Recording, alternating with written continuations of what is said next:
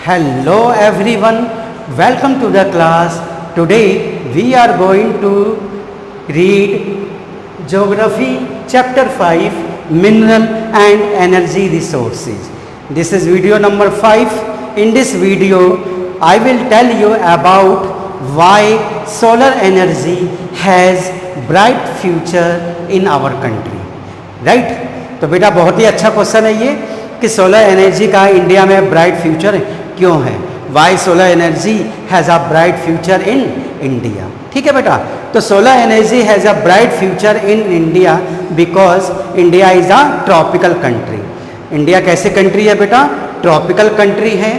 ठीक है. In all the season, in all the throughout India solar energy is received in our country. India में क्या है, हर समय, हर वक्त, हर मौसम में हमें सनलाइट एबंडेंट क्वांटिटी में मिलती है.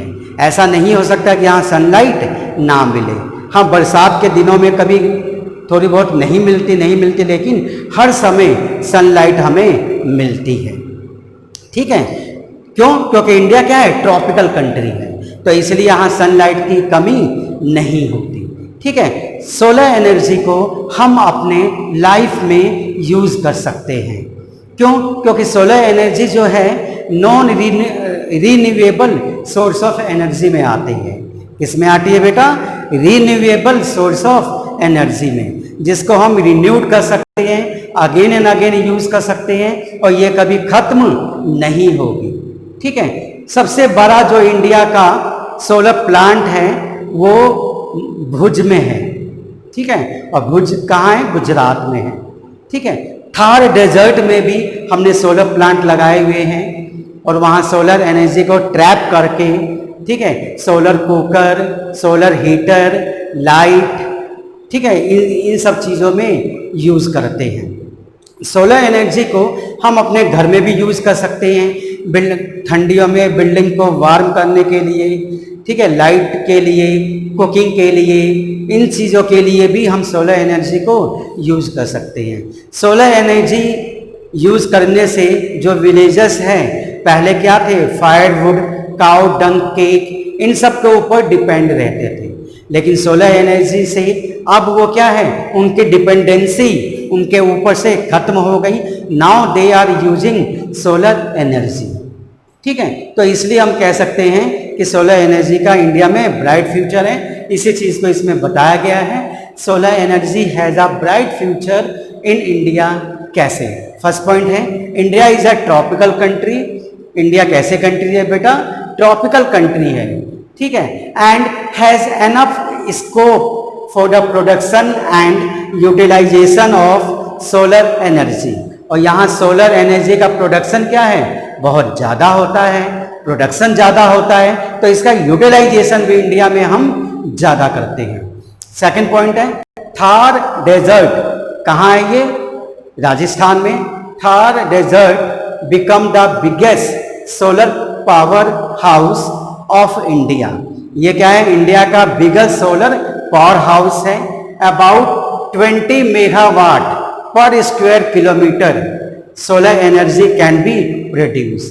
यहाँ क्या है? 20 मेगावाट, ठीक है, पर स्क्वायर किलोमीटर सोलर एनर्जी क्या है, प्रोड्यूस होती है. कहाँ? थार डेजर्ट में. इसलिए ये इंडिया का bigger power house, solar power house है. नेक्स्ट पॉइंट है, the largest power plant of India is located at Madhapur.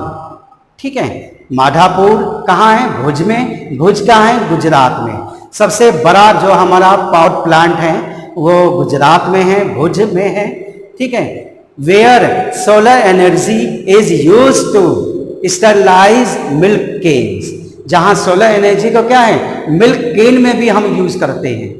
जो दूध लाने वाली केन होती है ना, उसमें दूध लेके आते हैं. तो सोलर एनर्जी का ऐसा सिस्टम बनाया गया वहाँ कि सोलर एनर्जी हम केन में भी वहाँ भर सकते हैं और उसको यूज कर सकते हैं.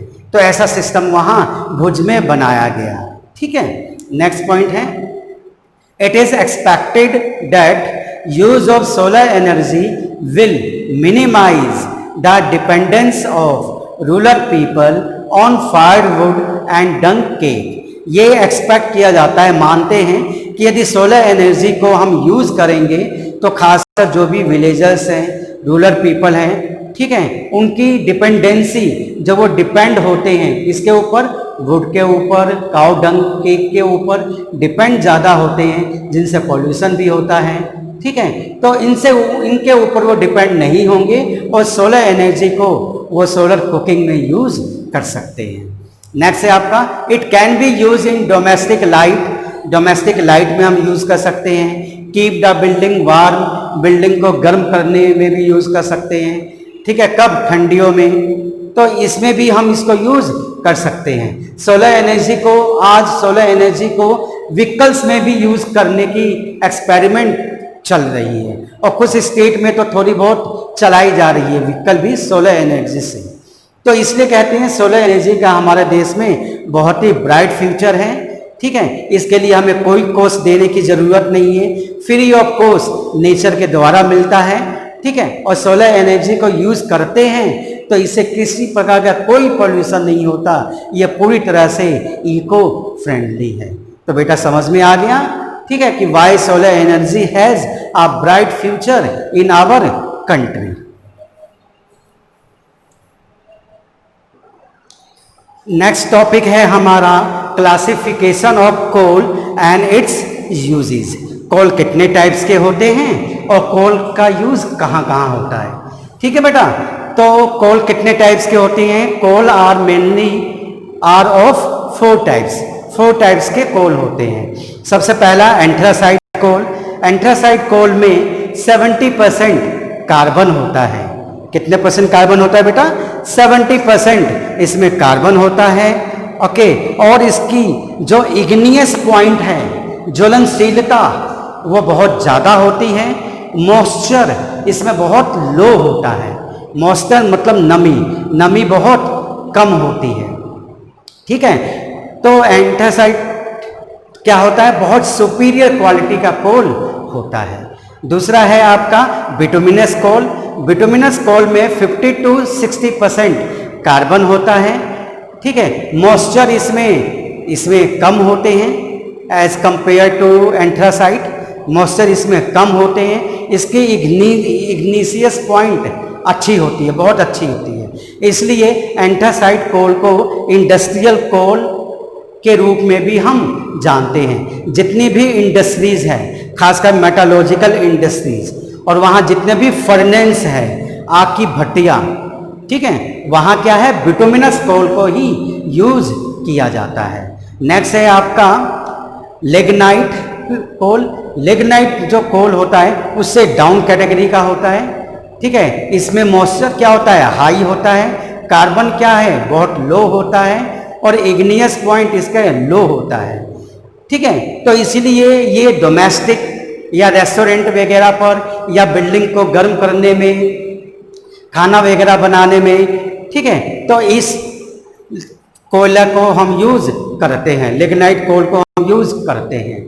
और लास्ट कैटेगरी है आपकी पीट कोल, ठीक है, जिसकी बहुत ज़्यादा हाई मॉइस्चर होते हैं, नमी बहुत ज़्यादा होती है, मतलब ये जल्दी जलते नहीं हैं, नमी बहुत ज़्यादा होती है। और नमी के बाद इग्नियस जो पॉइंट है वो भी बहुत ज़्यादा डाउन होता है, ज्वलनशीलता ज़्यादा नहीं होती, ठीक है। और सबसे इंफीरियर क्वालिटी का कोल पीट होता है।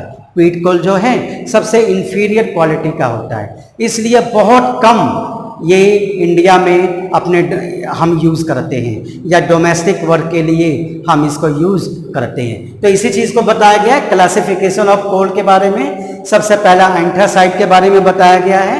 This is superior quality of coal. Anthracite क्या है बेटा? सुपीरियर क्वालिटी ऑफ कोल है, बहुत अच्छा कोल है ये। इन विच 70% कार्बन इज फाउंड। इसमें क्या है? 70% कार्बन होता है।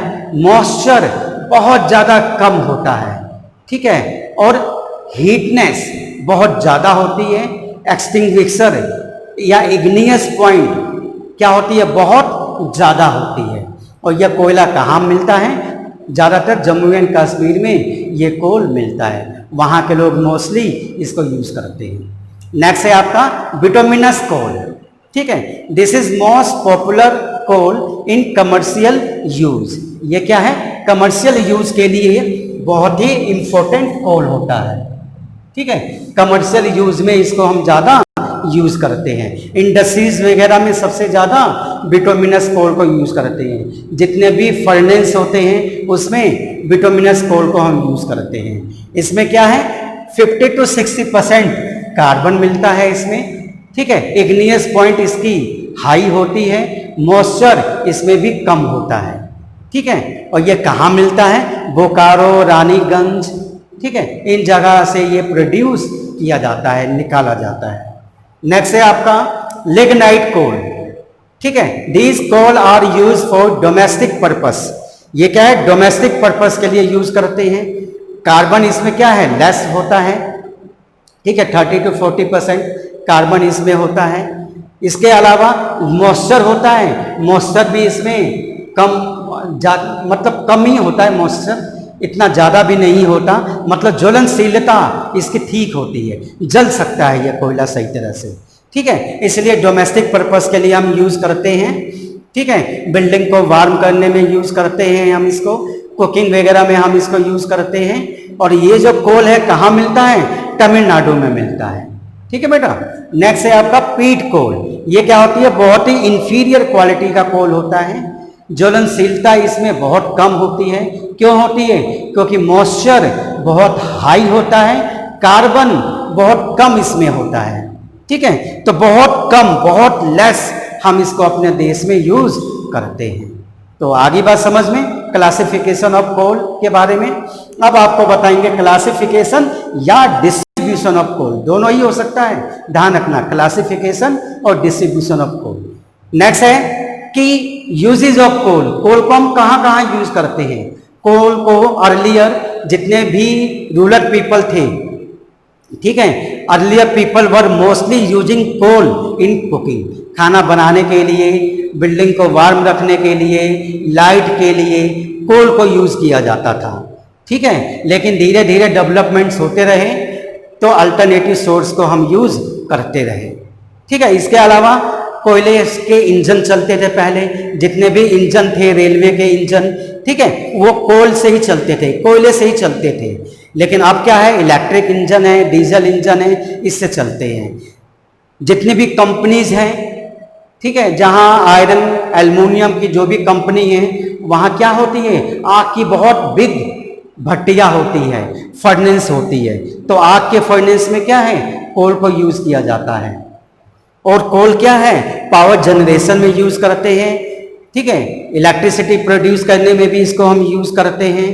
तो there are so many uses of coal, जो हम आज कोल को यूज करते हैं। आज की डेट में भी coal are mostly use in our country. आज भी कोल को हम बहुत ज़्यादा यूज करते हैं। तो समझ गए बेटा, uses of coal and classification of coal. Okay, समझ में आ गया होगा। Thank you.